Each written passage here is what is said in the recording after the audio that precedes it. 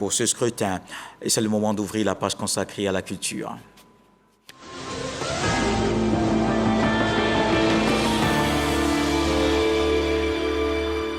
En littérature, Mawa Smoro Bakayoko compte 10 années d'écriture. Écrivaine romancière, c'est l'une des figures de la littérature des civilisations africaines observées au cours de ces dernières années. Une réflexion menée sur ses œuvres à l'université Félix Houphouët-Boigny. Godefroy Okambawa. Sa passion pour l'écriture a débuté en 2012 après des années passées à l'extérieur de la Côte d'Ivoire. De cette expérience, elle découvre la réalité de l'immigration clandestine. Cela lui donnera de la matière pour ses œuvres. 10 ans aujourd'hui que Mawa Bakayoko écrit et peint les réalités des sociétés africaines à travers ses œuvres. Dans la vie, on a parfois un engagement, on a parfois une passion. Et cet engagement-là, on le porte, c'est comme un engagement de vie.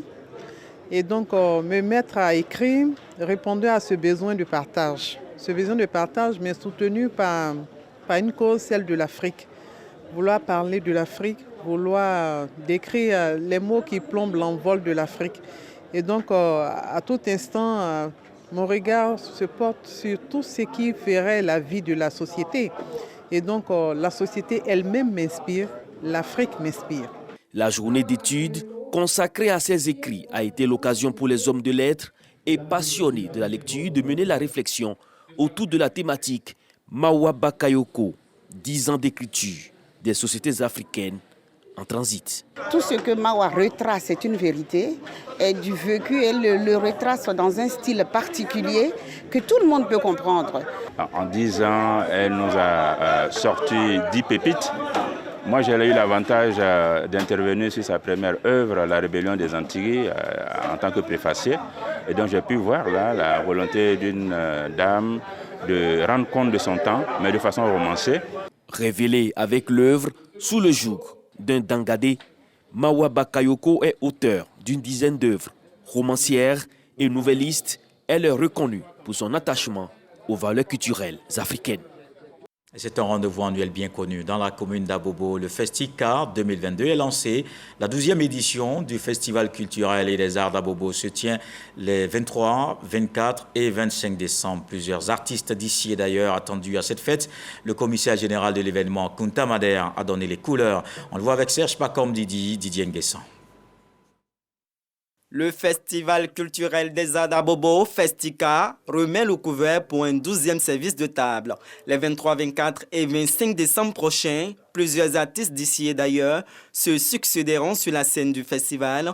Kunta Mader, commissaire général, annonce les couleurs. Nous avons décidé que le carnaval, la Festica Carnaval, prenne une autre dimension. Et au lieu d'un seul jour, le Festica Carnaval va s'étendre sur 3 jours. Nous avons prévu que le concours Miss, qu'on appelle Miss Festica, ne se limite pas seulement à la lisière d'Abobo, que ça dépasse les frontières d'Abobo. Le Festica se faisait que nuitamment. Voilà. Et nous avons décidé que ça se fasse matin, midi et soir. À cette édition, les participants diront non à l'immigration clandestine, sujet des réflexions qui animeront le Festica. La culture acquiée sera à l'honneur, une des innovations majeures. C'est tous les artistes de ces pays, de notre pays acquié, Abel, qui sont là. La musique acquiée ne va pas sans parler de danse. Évidemment, vous allez nous parler d'escargots, mais il n'y a pas que les escargots, les amis. Il y aura le pied casseux. La radiodiffusion télévision ivoirienne est au nombre des partenaires qui accompagnent le promoteur culturel. La RTI ne pouvait donc pas rester en marge de cette belle célébration. Et ce festival qui, depuis 12 ans, aujourd'hui, a écrit ses lettres de noblesse, ne pouvait qu'être mis au grand jour. Et qui mieux que la RTI pour faire la promotion de nos valeurs culturelles. Le Festica 2022, c'est aussi le social avec la réhabilitation d'écoles primaires, la scolarisation d'enfants issus de familles démunies, d'où le soutien de l'UNESCO, du ministère de la Culture et de la Francophonie et de la mairie d'Abobo. Je voudrais donc vous dire merci au nom donc de Madame le maire. Elle m'a demandé donc de vous saluer et Kunta de te féliciter pour cette idée lumineuse. Parce que Abobo, c'est la commune de la culture, c'est la commune des artistes. sportif. Les artistes Baby Philippe, Yabongo Lova, le magnifique Amsa Bari du Burkina Faso sont annoncés au Festica.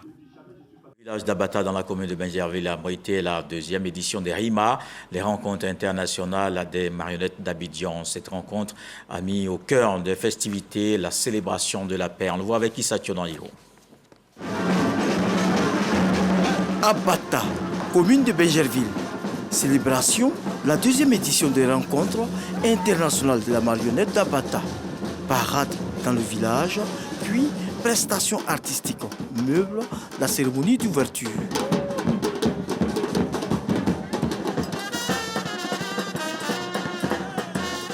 Double médaillé des Jeux de la francophonie et lauréat du prix d'excellence dans la catégorie des arts vivants avec sa compagnie Ivoire Marionnette.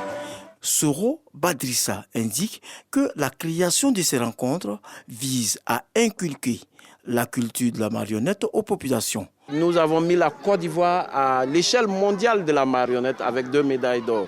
Donc pour maintenir le niveau, il a fallu vraiment créer une activité et pour qu'on puisse rassembler, on va dire, les acteurs de la marionnette du monde en Côte d'Ivoire. Pour cette deuxième édition, la paix est au cœur des préoccupations. On a une conviction avec Ivoire Marionnette que l'art est un médiateur de paix. Et Soro l'a rappelé tout à l'heure que la marionnette, c'est l'art de tous les arts qui mélange plusieurs formes d'art. Donc après tout, la marionnette, en tant qu'art de tous les arts, est aussi un des vecteurs les plus forts de paix finalement. La thématique de l'année concernant la paix est quelque chose qui m'accroche.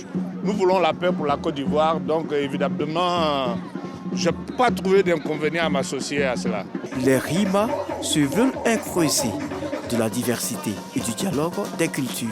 À cet effet, plusieurs pays prennent part à ces festivités.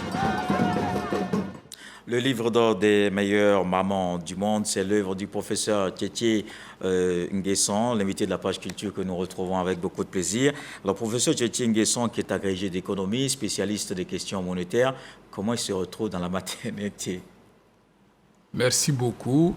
Je me suis retrouvé à travailler sur la maternité à l'occasion du rappel à Dieu de ma mère.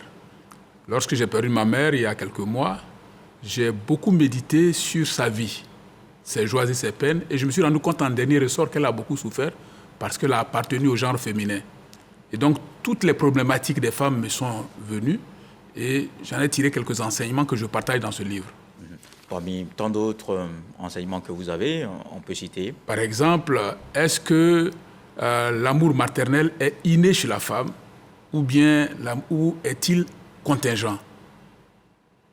La pensée dominante considère que l'amour maternel est inné chez la femme, c'est-à-dire que c'est naturel. Alors que l'hypothèse la plus vraisemblable, c'est que l'amour maternel est contingent. En conséquence, il faut y travailler. Parce que si l'amour maternel est inné chez la femme, si c'est naturel, on n'a rien à faire. La nature s'en charge, ça va développer l'amour maternel, ce qui fait que les femmes vont bien s'occuper des enfants, ils seront bien éduqués et les pays pourront en profiter. Mais si l'amour maternel n'est pas naturel, c'est-à-dire qu'il faut prendre des mesures au niveau des familles. Par exemple, une femme qui est aimée dans son foyer aura tendance à donner de l'amour maternel à son enfant par rapport à une femme qui est maltraitée. Donc, il faut prendre soin des femmes dans les familles. Dans les entreprises, il faut embaucher les femmes, les évaluer selon leur talent et non leur sexe, et non les préjugés sexuels. Et au niveau national, il faut accorder les places qu'elles méritent aux femmes. Autrement dit, l'épanouissement des familles, la croissance des entreprises et le développement des pays sont subordonnés à la valorisation des femmes et au développement de l'amour maternel. Alors, quand vous dites tout ça, professeur, on a envie de dire que c'est un pavé dans la mare des sexistes. Mais bien sûr, les sexistes, il faut progressivement les ramener à la raison, parce qu'il n'y a pas de justificatif au fait qu'on maltraite les femmes simplement parce qu'elles sont du sexe féminin. Et quand je dis qu'on les maltraite, il vient de paraître un livre important sur les femmes, qui montre comment on tue les femmes simplement parce qu'elles sont des femmes, soit dans leur foyer, ou bien alors il y a des femmes qui n'ont pas droit à des postes simplement parce que ce sont des femmes. Mais il faut même aller jusque dans l'enfance. La scolarisation des filles, il y a plusieurs régions dans nos pays où les filles ne sont pas scolarisées simplement parce qu'elles sont des filles. Alors que sans s'accorder l'importance, sans valoriser les femmes, aucun pays ne peut se développer. Et c'est surtout quand c'est dit par un économiste. On en reparle tout à l'heure, le temps de regarder le résumé de l'œuvre de Serge Pacom, Didier Nguessan. Le livre d'or des meilleurs moments du monde, une œuvre littéraire écrite par Tchétché Nguessan, professeur titulaire des sciences économiques et directeur honoraire du Centre ivoirien de recherche économique et sociale. Le livre d'or des meilleurs moments du monde, un hommage que l'auteur rend à sa défunte mère, Tchétché Réunion Madeleine, dont le départ pour le voyage sans retour fut un choc inattendu pour lui. Une sorte de méditation de l'auteur sur la vie de sa défunte mère sur la terre des hommes. Ses joies, mais surtout ses peines, les maltraitances, les injustices du fait de son statut de femme. À travers sa mère, l'auteur rend hommage à tous les mamans du monde. Tchétché Nguessan veut combattre les injustices qui ont gâché la vie de sa mère pour que les autres femmes en soient préservées. Il appelle donc à un engagement des lecteurs dans les batailles qui sont menées pour la défense des causes des femmes et des mamans pour faire avancer davantage leurs droits. L'auteur s'interroge sur les prérogatives d'une mère, l'essence des thèmes maternité, l'amour maternel, maternité consentie, maternité imposée. Ce livre propose un nouveau paradigme dont les hypothèses sont étayées par les témoignages de personnalités de premier plan à l'endroit de leur maman. Pour l'auteur, l'on doit transformer la société en faveur des femmes, motiver toutes les femmes à faire des arbitrages de manière à faire partie des meilleurs moments du monde. Cette œuvre littéraire de 157 pages est une invite à la valorisation des femmes, des mamans par la société pour faire disparaître le sexisme, la misogynie et les discriminations négatives faites contre les femmes. Et justement, professeur, vous établissez 3 niveaux chez les mamans. Vous avez les meilleures, les bonnes et les mauvaises. Alors, est-ce qu'il y a vraiment des mauvaises mamans? Est-ce que ça existe? Bien sûr, la pensée dominante considère que toutes les mamans sont bonnes. Ce n'est pas vrai du tout.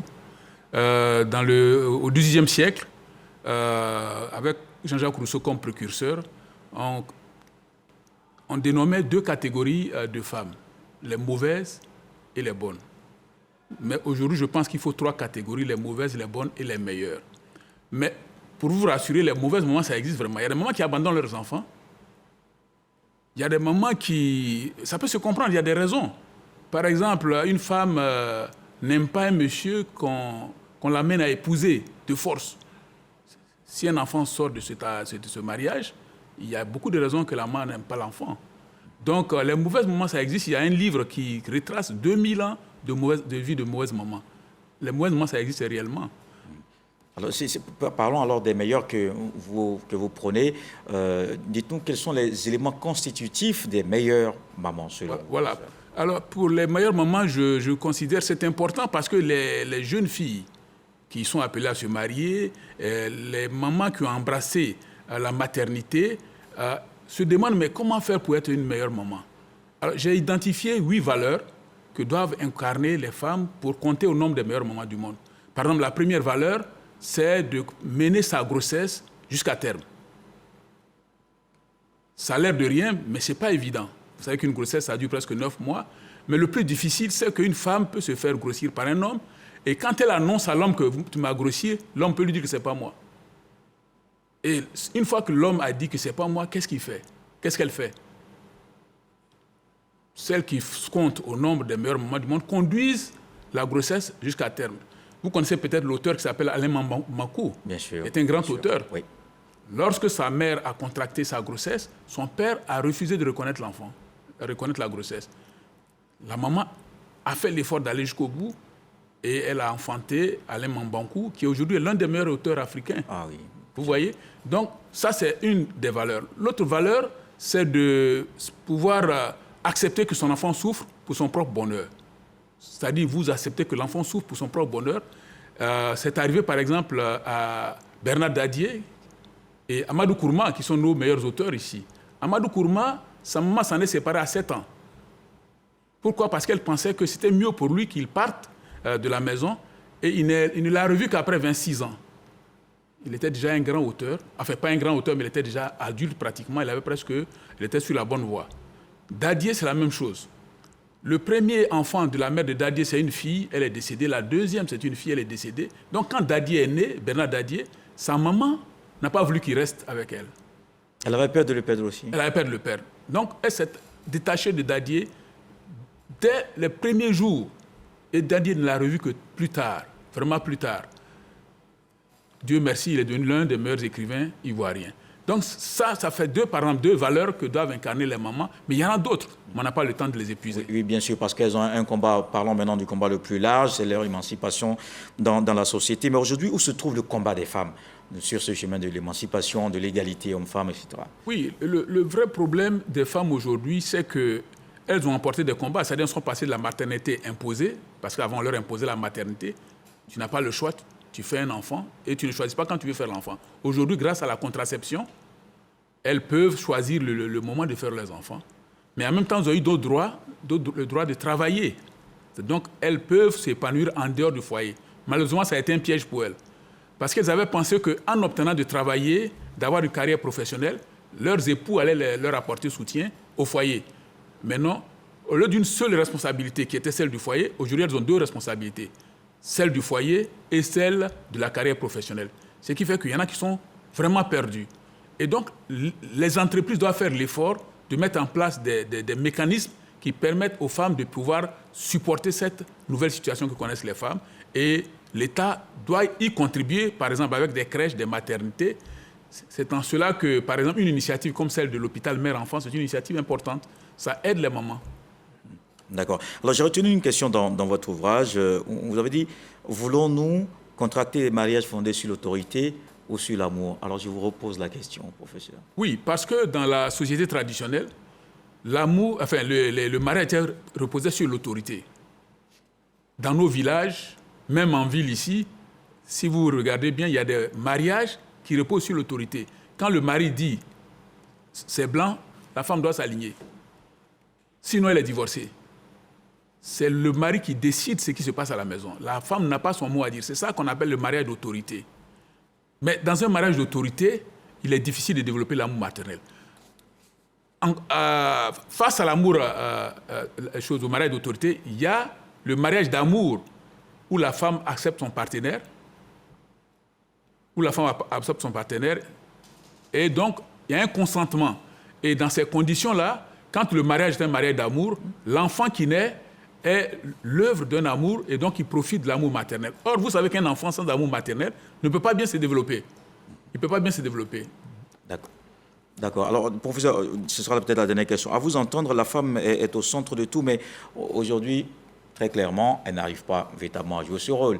Est-ce que finalement, ce sera possible un jour? Mais ça ne peut pas se faire de manière spontanée. Il faut se battre. D'où l'objet de ce travail. Pour changer les mentalités, il faut que tout le monde s'y mette. Ce livre est fait pour que chacun, où qu'il se trouve, travaille à ce que les femmes engagent de plus en plus de droits pour qu'elles prennent toute leur place dans la société. Merci, professeur Tchétché Nguessan, l'invité de la page culture, auteur de l'œuvre Le livre d'or des meilleures mamans du monde pour sauver l'amour maternel. Merci beaucoup, professeur. Merci beaucoup. Merci. Et voilà qui met un terme à ce journal. Merci de l'avoir suivi. L'actualité se poursuit à 23h, demain 20h. Retrouvez Marie-Laure Goran. Ce soir, le sage nous apprend que si tu as pu manger le fruit du gros arbre, c'est le grand vent qu'il faut remercier. Excellent week-end.